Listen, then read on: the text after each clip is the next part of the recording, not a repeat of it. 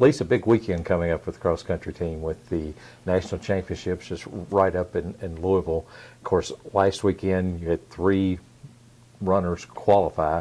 Talk to him a little bit about each one of them and what you're expecting this weekend from each of them. Right. Well, each of them have their own different story. I'll have to start with Nathan Riggs, our junior, which he's a returning qualifier from last year as an individual, but Nathan has had a rough season this year, filled with illness, injury, and illness again, and actually had a 101-degree fever Friday night before the race. And whoa.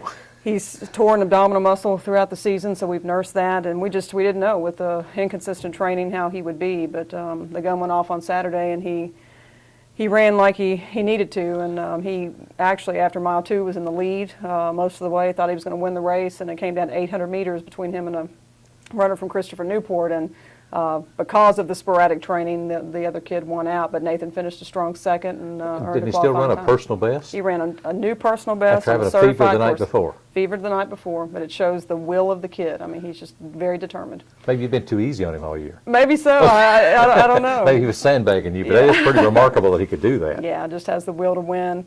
Then Annie Rodenfels, she's kind of the surprise of it all. She's a sophomore this year. This is only her second year ever running cross country. She was a soccer player in high school and ran track for 2 years. Decent distance runner in track, but I kind of converted her into cross country runner. And last year she was 52nd, I think, at the regional meet. Didn't even break into the top 50.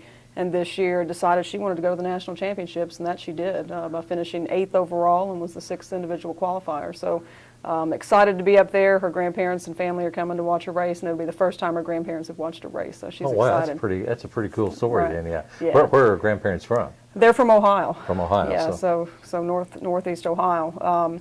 Then Serena Galbuto, senior year. She's a 3-time national qualifier as an individual. Came out this year and just has had an exceptional year. She's won every race except for pre-nationals, where she finished a very strong 3rd, which I think is indicative of what's going to happen this weekend, hopefully, at the national race. But she's set course records, she's set school records, personal records, won our conference championships, and then followed up this past weekend with an individual regional title, which is our first in school history for a female here at Center. So it was really nice to see her capitalize on that, and she's excited going into this weekend. She wants to be an All-American, and we've only had 3 of those in my time here. John Kiefer's the only male. He was All-American 1 time, and then Eileen Schilling, she was a 2-time All-American back in the early 2000s. So. And Serena ran a really good time last week, and yet it looks like she wasn't even pushed. I mean, she won by, 25, 30 seconds, which is incredible distance. Our game plan was to go out, take it kind of conservative in the beginning, set a precedence in the middle of the race to kind of solidify the win, and then shut it down, and that's what she did. The hope was to get through this race as easy as possible and not go to the well, so that she's got a lot of gas in the tank come this weekend. And still won by 25 seconds. Yeah, she's amazing. See, that's kind of how I do. When I run, I kind of start out slow. Then I usually shut it down about halfway through and just kind of get to the end. But when she shuts it down, I mean, she's so far out in front. Yeah. So what do you think she's capable of doing this weekend? At the beginning of the season, I made a very bold statement to her and her family and others. And I'm known for making some bold statements, but a lot of times they happen. And I said she could be a top 10 finisher at nationals, and top 35 are All-American. So anywhere in that mix is a great competition, but she's better than that. You also told me she was going to be your first regional champion. That's correct. And she is. So yeah. You're 1 for 1 in my book on the predictions. So there I we wouldn't go. even doubt you. Well, let's hope. Right now I think it's obvious. There are 8 regions within our national championships. She was awarded Southeast Regional Female Athlete of the Year yesterday, so that's going to come out in a press release soon. But at the awards banquet Friday night, she'll be one of 8 women standing on stage getting that award from the different regions. And I truly believe she is a top 10 girl, but getting that All-American status is not easy. I mean, it's very much earned, and the person has to be on it that day.